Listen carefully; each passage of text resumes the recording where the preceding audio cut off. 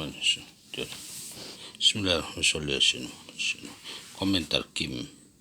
Kesadaran mengguncang muncul ketika saya sadar seumur hidup sudah diajari dan diprogram untuk berfokus pada hal yang salah mengenai uang.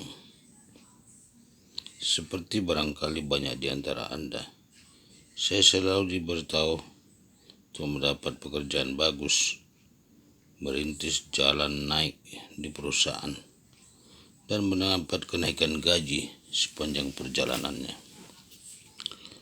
Ketika berada pada skala gaji per jam, saya terdorong untuk bekerja lebih banyak jam atau menaikkan tarif gaji per jam saya untuk menghasilkan lebih banyak pendapatan atau hasil atau uang.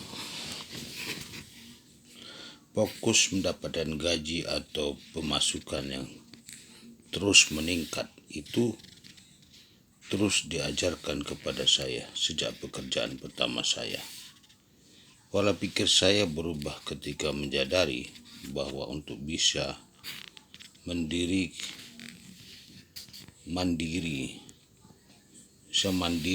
dan bebas secara finansial, saya perlu berfokus mendapatkan aset, bukan pemasukan. Mengapa? Karena berfokus pada pemasukan berarti saya harus terus bekerja makin keras untuk mendapatkan makin banyak uang. Dan mungkin suatu hari saya akan punya cukup uang sehingga tak perlu lagi bekerja. Mengalihkan fokus ke mendapatkan aset buat saya tak lagi berpikir tentang bekerja selamanya demi memperoleh uang dan menjadikan uang saya selamanya bekerja untuk menghasilkan uang. Itulah yang membuat semua perbedaan. Setiap tahun saya dan Robert berembuk untuk menetapkan tujuan kami. Kami punya sasaran bisnis, sasaran kebugaran, sasaran bersenang-senang, dan sasaran aset. Kalau ingin memastikan setiap tahun menambahkan lebih banyak aset ke dalam kolom aset itu bisa berupa bisnis, properti, aset kertas, atau komoditas. Saya diajari untuk berfokus di sini: pemasukan, laporan rugi laba, pemasukan, pengeluaran. Diajari kepada fokus ke pemasukan. Fokus saya sekarang adalah aset, neraca, laporan laba rugi neraca, aset, kolom hitam, liabilitas aset versus liabilitas. Fokus kita tetap harus aset.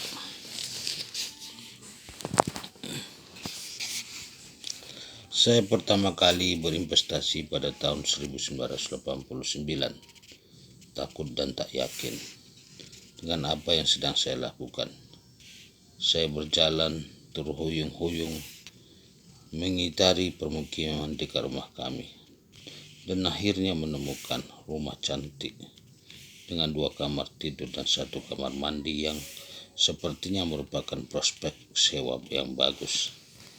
Dengan gagap saya berikan penawar dan dengan sedikit negosiasi bolak-balik penawaran saya diterima. Rasa takut yang muncul lebih besar. Saya lebih berfokus pada apa yang akan saya peroleh dibandingkan dengan apa yang saya mungkin akan merugi. Saya mencari semua dalih yang mungkin untuk membuat saya sebaliknya tidak membeli rumah itu.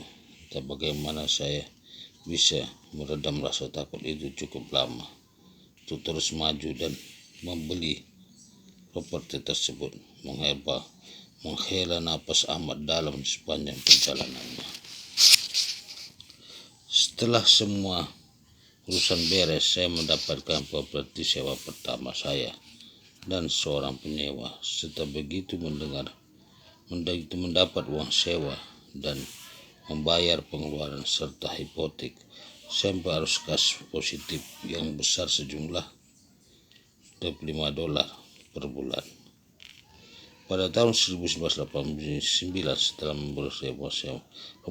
membeli rumah sewa yang saya mungil tapi cantik, kolom aset saya tampak seperti laporan ini. Laporan rapor laba $25 pemasukan aset. Rumah dengan 2 kamar tidur, 1 kamar mandi, neraca.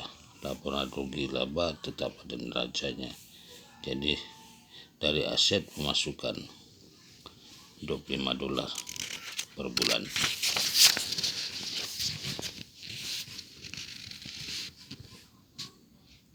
Pada tahun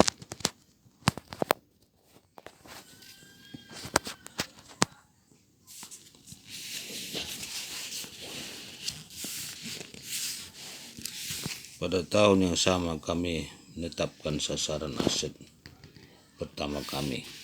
Sasaran kami mendapatkan 20 unit sewa dalam 10 tahun atau 2 unit sewa per tahun. Itu sasaran kecil pertama kami dalam perjalanan menuju sasaran utama kami, yakni menjadi bebas secara finansial. Kekuatan dari menetapkan sasaran adalah hal itu spesifik dan kami menjadi sangat jelas dengan apa yang kami inginkan. Menetapkan sasaran membuat kami bergerak untuk meraihnya. Kenyataan begitu kami mulai menuju sasaran itu, pengetahuan saya tentang investasi properti meningkat secara dramatis karena saya menyukainya dan merasa bergairah tentangnya. Saya bukan lebih bergairah tentang arus kas yang akan dihasilkan oleh berbagai properti itu. Kenyataannya alih-alih menghabiskan 10 tahun untuk meraih sasaran, kami mendapatkan 20 unit. Sebenarnya 21 unit sewa dalam waktu 18 bulan. Sekarang volume aset kami nampak seperti tahun 1991 neraca. Laporan rugi laba neraca asetnya 21 sekitar $2.300 per bulan masuk ke pemasukan dari aset.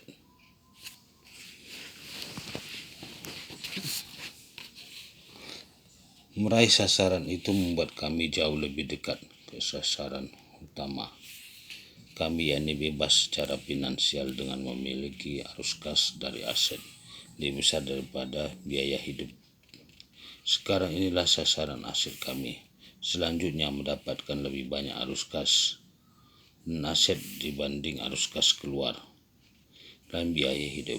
Kami butuh 3 tahun lagi untuk mencapai sasaran itu. Berikut sekilas kolom aset kami pada tahun 1994. Laporan rugi laba neraca.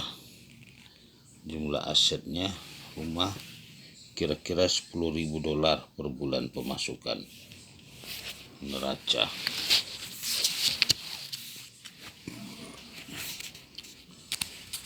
Tetap dari rumah sewa atau bisnis atau properti atau juga royalti.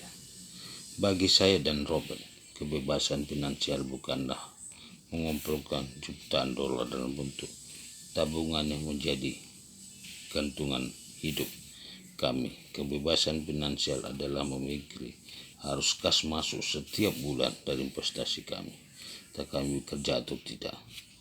Arus kas kami pada tahun 1994 adalah $10.000 per bulan.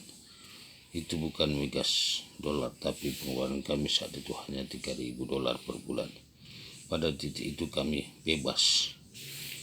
Arus kas dari aset kami lebih dari pengeluaran bulanan kami. Saat itulah kami memiliki kemewahan untuk bertanya kepada diri sendiri, apa yang benar-benar kami ingin lakukan dengan kehidupan kami.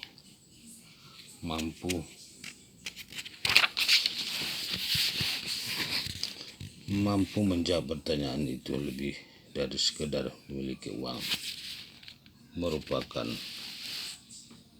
kebebasan sejati. Sebagai pasangan, apa keuntungan tak adil kami? Pertama, kami menetapkan sasaran finansial bersama-sama. Kedua, kami belajar dan berlatih bersama demi meraih sasaran sudah kami tetapkan. Kami menghadiri berbagai seminar, membaca buku, bertemu para pakar nyata, dan bekerja bersama para pelatih sehingga mendapatkan apa yang kami inginkan dalam kehidupan. Hadiah pertama saya dari Robert ketika kami pertama kali berkencan bukanlah perhiasan cantik ataupun parfum favorit saya, bukan. Hadiah pertama saya adalah seminar akuntansi. Saya rasa dia ingin memastikan saya mengetahui perbedaan aset dan liabilitas.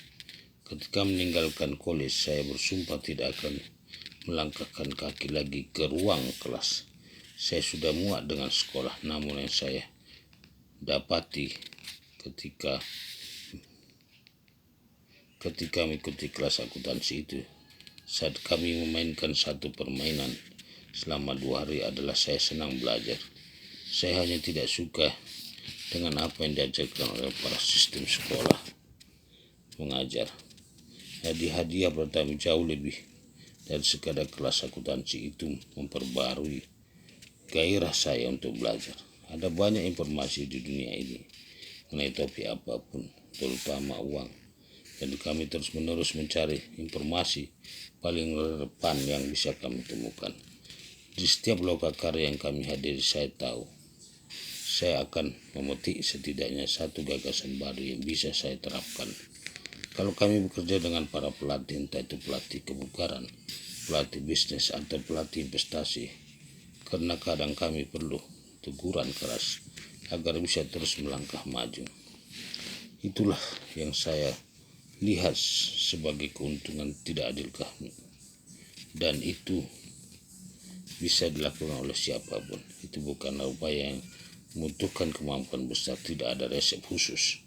Hal itu harus saya katakan merupakan salah satu kunci menjaga hubungan kami baru terus bertumbuh dan menyenangkan, dan sebagai pasangan hal itu memungkinkan kami mendapatkan apa yang benar-benar kami inginkan dalam kehidupan.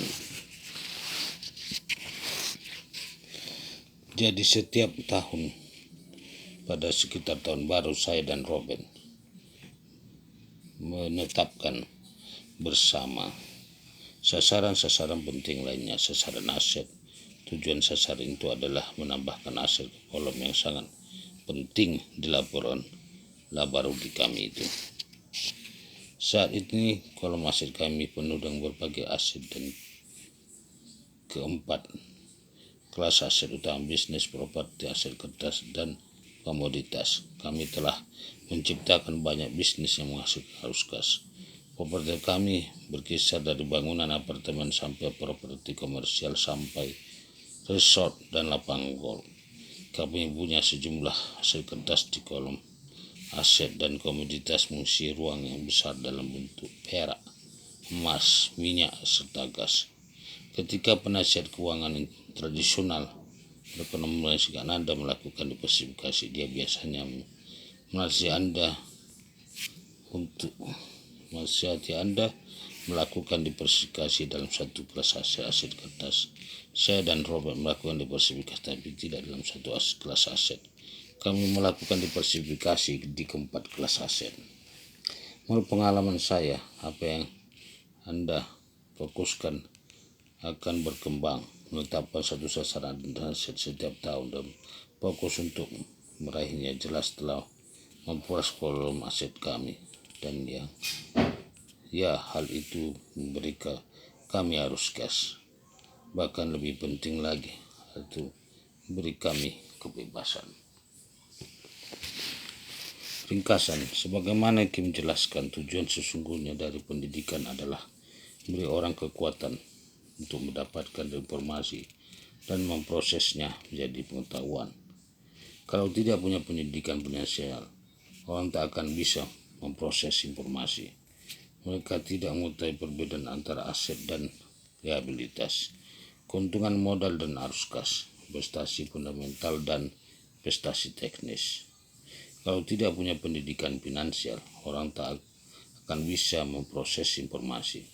Mereka tidak mengetahui perbedaan antara aset dan liabilitas, keuntungan modal dan arus kas, investasi fundamental dan investasi teknis. Mengapa orang kaya membayar pajak lebih sedikit? Atau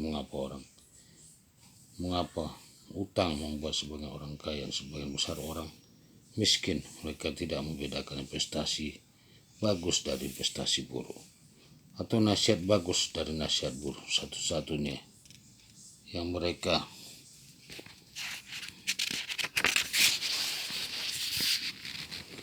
ketahui adalah pergi bersekolah, bekerja keras, membayar pajak, hidup sesuai kemampuan, membeli rumah, terbebas dari utang, dan mati dalam keadaan miskin.